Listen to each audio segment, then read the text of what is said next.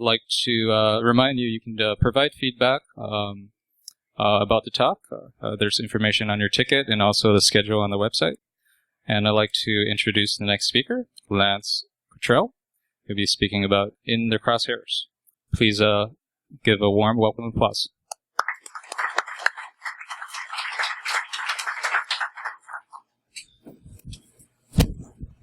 All right.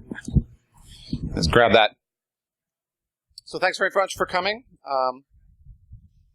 My interest in targeting really comes because of the last 20 years' work I've done in anonymity technologies. So I founded anonymizer.com back in '95. I built anonymous remailers. Oh, of course, you want to do something.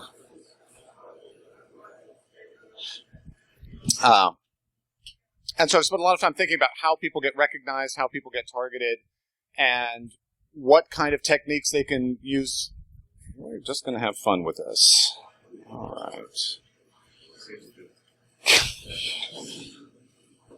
All right, give me just 1 second. Get back to a screen size where I can actually see things. Just turn off all the networking.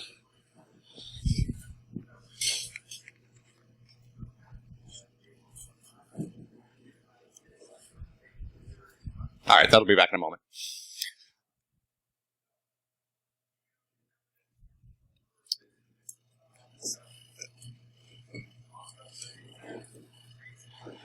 So I want to start off just with a general question.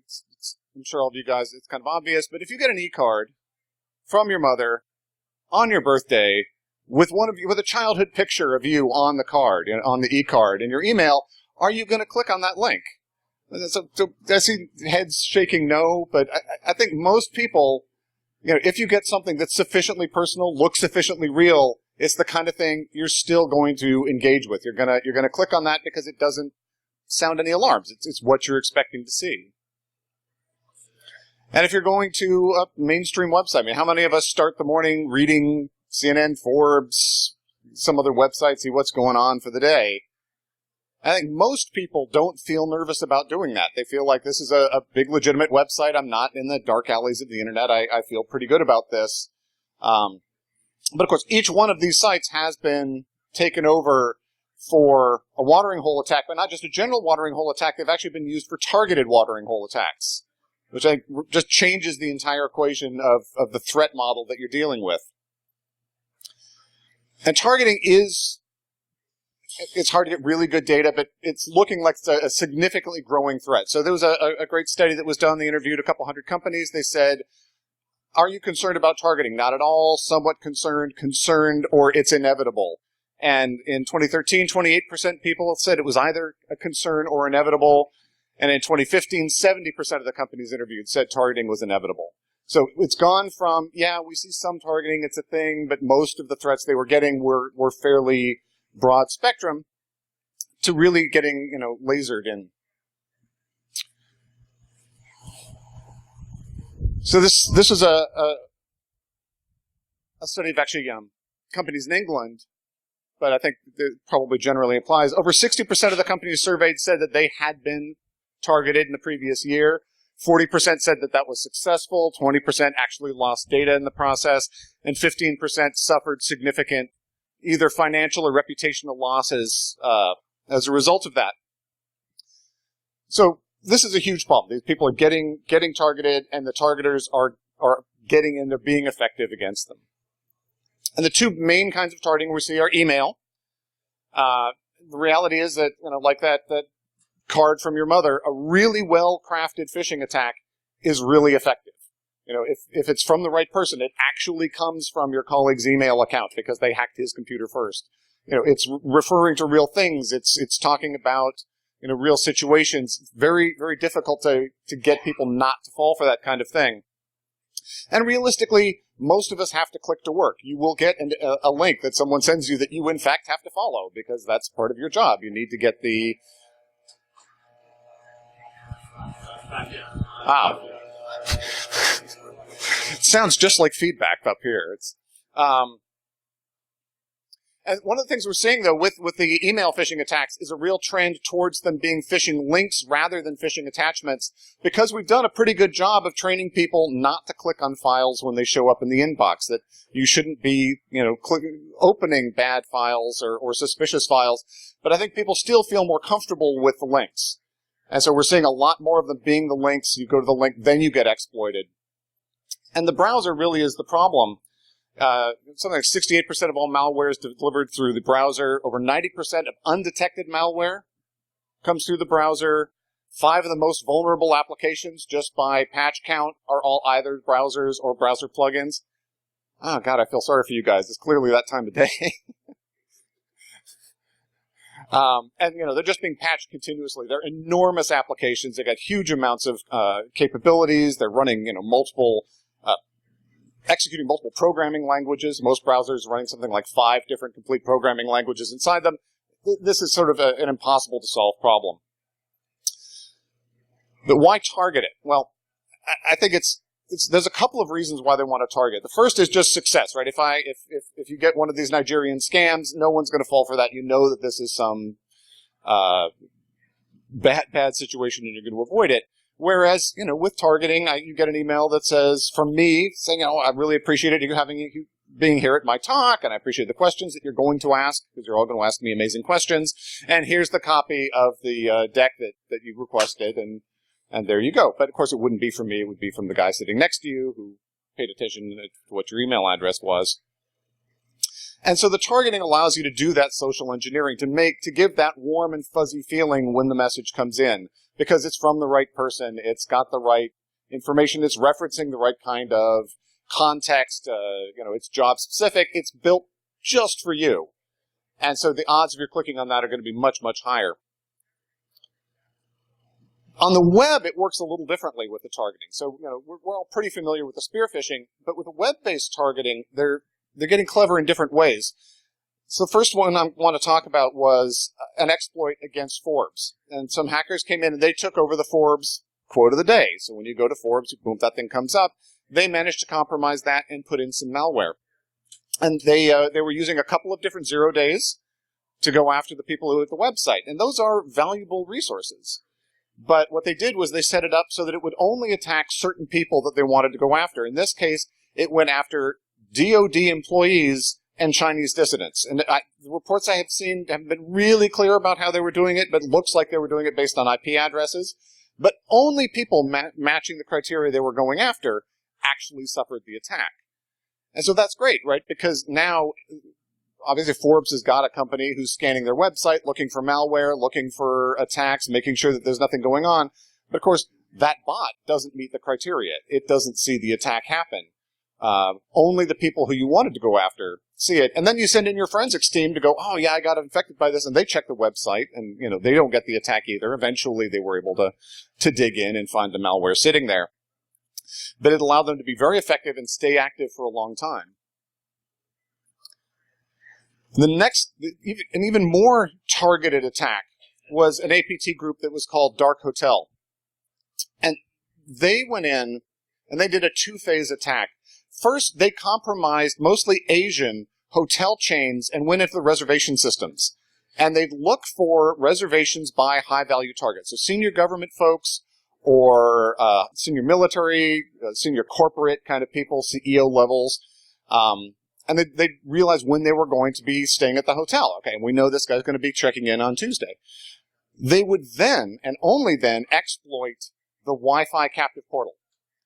And they'd go into that and hack it, because now they know who's showing up and what room they're staying in. Well, when you reach the captive portal, what 2 things does it ask you? Name and room number, right. So then they set it up to only exploit that one person. When that name and room number were entered, it would then push an exploit onto the user's machine. And these guys were willing to work pretty hard for it. They were doing a fake Windows update with assigned code base because they had brute forced a 512-bit signing cert. And they were using that to issue properly signed updates. And then the software would sit silent for 6 months.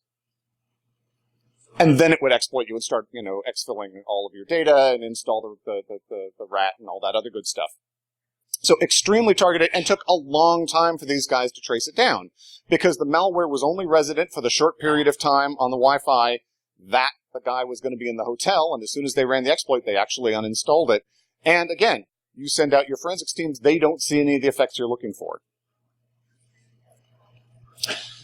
And the water bug attack, APT,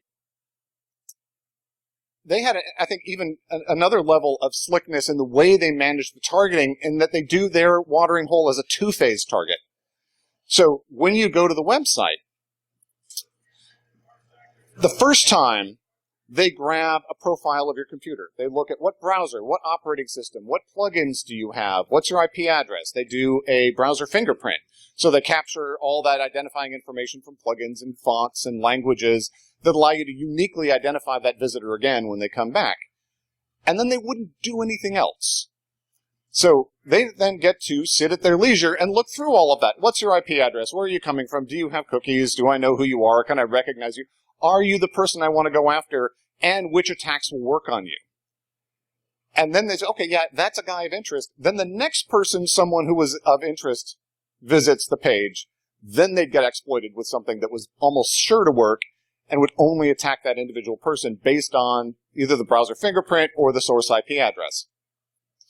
And again, really hard to track these people. And they're able to get in and hit their targets because they've done the ground research. They know who they're going after. They know the operating system. They know what this is going to look like. So we're not now talking about sort of general watering hole attacks. This is what I've started calling the sniper at the watering hole. Because if you're sitting at the watering hole and you start shooting every antelope that walks by, two things are going to happen. One, the antelopes are going to start running because of all the shooting that's going on. And two, they're going to start noticing all the bodies piled up, right? And that's what happens with untargeted watering hole attacks. You're exploiting so many machines, so many people, you're leaving lots and lots of evidence lying around, right? Ideally, what you want to do is you want to sit back and wait for the white rhino to walk by, because that's the money target, and only shoot him from, half a mile away and then get out. So the game here is to stay below the radar, right? The attacker wants to avoid notice, and he gets a lot of wins from that, right? So he delays detection. Because he's not hitting so many people, it's much harder to notice the attack. It doesn't show up on anomaly detections because you're not getting 1,000 exploited machines, you're getting 3 exploited machines. And of course, there's a numbers game. The more machines someone tries to hit, the better the odds of you being able to recognize the attack happening with your tools. And because the odds are lower, they can now also afford to use the better tools. So that's why with, for example, with the Forbes attack, they were willing to use a couple of 0 days in there. And these 0 days are costing them, six figures plus to buy on the open market. They don't want to then have that burned in 24 hours. By using the targeted approach, they can avoid allowing that to be detected, having the signatures created, having everyone's intrusion detection systems now aware of the techniques they're using and going after it. So by being very careful about only attacking the people you particularly want, you're able to avoid that kind of detection. And you can also do more damage with a targeted attack because of the groundwork you can lay ahead of time. Right? If I'm trying to exploit thousands of people and I get 1,000 desktops, I have no idea who they are, where they are, what company they work for, what resources they might have access to. Whereas if I'm going after just you're in the crosshairs, I'm going to work out, what do you have? I know why I'm going after you. You have access to some particular piece of data. You've got money. You've got some sort of resource. I know that going in. I know what I want to get. I can go directly to that. And more importantly, I know what I'm going to do with it. I've already worked out how to monetize this asset that I'm going to get. Or I've got a whole campaign laid out to, dump all your emails on Pastebin in a certain way to do the maximum amount of reputational damage, or whatever I'm going to do with it. I can make you hurt a whole lot more as an attacker because I've been able to plan this out in advance because I know who I'm going after. So are you a target? Well, obviously if you're a high-profile individual, you're a target. Obama, target. The CEO of your company, target. But do you have access to valuable data? Right? You may be a schlub, but you're a schlub with the keys to the kingdom. That certainly makes you of interest. Do you have access to exploitable data? So the data might not be valuable, obviously, but it may be something someone could do something with. And this is one I always think about There was an attack on PR Newswire. So everyone familiar with PR Newswire? They're a press release company. You send them your press releases and they blast them out to a whole bunch of places. What could be less valuable than a press release? It's designed to be sent to every newspaper in the country, right? Except they're embargoed. Most of the press releases, you upload it and the press release gets sent out in 6 hours or in 2 days or something like that. So they hacked PR Newswire. They grab all the press releases while they were under embargo, find out which ones had interesting news that would likely move the stock price of the companies, and then had a huge cadre of people that would then trade on the stock. And they made hundreds of millions of dollars using this technique with these people all over the country before they, got a little too aggressive and finally got caught. Access to money, obviously, people like money. Access to networks, this is the target attack, right? If you can't get direct access to Target's network, you go after the company that does their HVAC, and you get access to their network that way. So if you have access to a network which is of interest, that may make you a target. Access to people. I think you look at the phishing attacks that really work, they're the personalized one. So if you know the guy I want to go after, and I know you know the guy I want to go after, I may exploit you just to get access to your email account so I can learn about him, craft the right email, and send it from your computer, right? Because that's a huge win, and it makes it so much more difficult, right? You can't train someone well enough to recognize a phishing attack when it actually is from your friend's account talking about the fishing vacation you took last week and, everything else. And they go after low-hanging fruit. So if you've got weak defenses, they're looking for that. That's a huge targeting choice.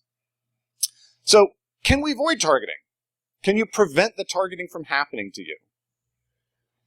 So on the web, yeah, you actually kind of can. And this is sort of my core expertise is doing this. So you can delete your cookies. You can hide your IP address. You can scrub the persistent trackers. You can try to get rid of the super cookies.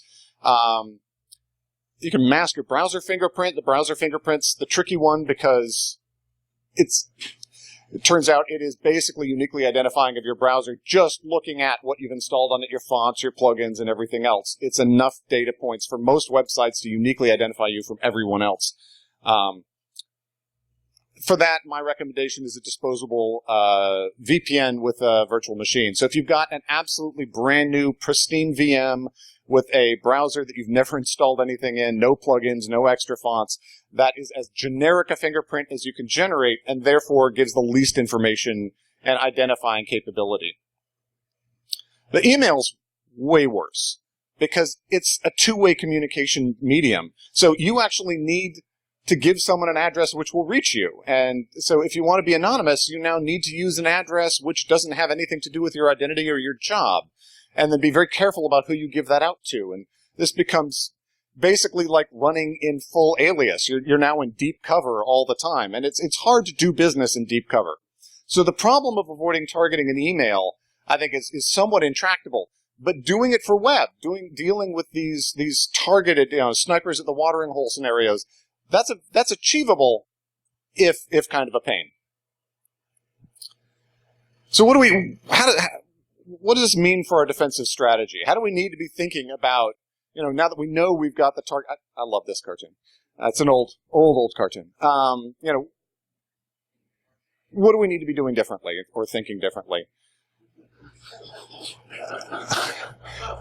So there's an old saying, right? You can fool some of the people all of the time and all of the people some of the time. And the fact that you can't fool all of the people all of the time really isn't relevant to the attacker. They don't care, right? They just need to fool some of the people all of the time. And you really can't train your way out of this. There's just enough people who click on whatever. And just say no is not a good choice either. You can't opt out of the internet. You can't, like I said, you can't choose not to open the attachment from your boss just because it might contain malware, when in fact, you're being told to go open this thing and do something with the document. So the other problem is that with targeted attacks, detection works worse when you need it most, right? Those targeted attacks are the ones that are going to do the most damage because they've thought about it. They've targeted you. They've got all these things in place. But simultaneously, this is the time when they're comfortable using those 0 days and the brand new exploit they built and the tools that they haven't used anywhere else because they are the least likely to be detected. They'll have the use of them for the longest possible time. So, the usual clarion call for next generation security, whatever that may mean. I think one of the keys, though, is got to be getting towards security against unknown attacks. And just knowing, the exploit will happen and you will not detect it. And building systems that won't kill, you don't lose everything just because you got infected, you clicked on something. I think that means instant, automated, and painless recovery, whether or not you detect things. So just making sure you can cycle all the time. And containment and damage minimization. I think we're starting to see a lot of companies doing these sorts of tools where the application that's going to get exploited runs inside some sort of a virtual machine. It's sandboxed away from other things so that when that happens, it doesn't get to run away and destroy the rest of your network and steal all your data. And user-resistant or user-tolerant design. Just because you can't trust your users are going to click things. They're going to open links. They're going to share things. They're going to reuse passwords. They're going to do all the things that we keep telling them not to do. Ideally, you want to make sure that just because someone's a human being doesn't mean that you automatically have lost your corporate security. I really like the idea of isolation for this. Isolating the application from the desktop, isolating the application from the network, making sure that when the malware attacks that application, it doesn't then get to pivot and do other things. It doesn't get to go from the browser to the email or from the browser to the file system, keeping that tightly contained. And also in the network. I mean, it's really easy to write a little JavaScript that will use WebSockets to enumerate the internal network of your target without even exploiting the browser, right? They just look at a page, and it goes and scans all the IPs on the local network, works out what the local IP space is, scans all the IPs, and returns back information about it, and then you can say, oh, that looks interesting. I want to go after that. So isolating both the desktop and the network, I think, is critical. Otherwise, you're just allowing them to go look around for soft underbellies. And I'm liking virtualization a lot for this. So the same way it helps with identity protection and your anonymity, it also helps with this kind of isolation, right? You can put the app in a box, and as soon as you're done using the app, you could burn the box down. And next time you need to use the app, you spin up the new VM, and it's from a reference image, and you've gotten rid of all the malware, and all that's gone. Makes the restores really quick and easy, and you can keep them small. So one of the problems you see is often that you'll start virtualizing, but then you move to the whole desktop. You're starting to move towards the VDI solution, but now you've just sort of moved your whole problem into the cloud. And if I compromise the VDI, then I get all your data. So you want to keep the box that can get compromised as small as you can, so the amount of damage they can do to the stuff in that box is minimized. If they compromise your browser, they only get the browser, and only the stuff that you've done in the browser this session. They don't get the email and the rest of the systems. And then just making sure that the rebuild process happens whether or not you detect anything, right? You don't want to say, I'm going to wait until I see malware in this box to launch my restore. You want to say, okay, every time you close a tab, or every time you close the browser, or every time you're finished with your email, burn it down, start again, because there might have been some malware in there and you wouldn't know. And you can't count on knowing. And I think just from an architectural point of view, trying to reduce the amount of data that's floating around. When I was started Anonymizer, we actually called it the prime directive, was you will not keep data about your user's activity. Right? If it exists, it can be stolen. If you've got logs, if you've got any kind of data at all, it can get out there. Whereas if you design the architecture from the beginning to not have that kind of information, then the hacker can't get it. Or, the government can't come along and do to you what they're doing to Apple and insist on you try to reverse engineer things out and, give them a back door. Well, if it's not there, you don't have those kind of leaks.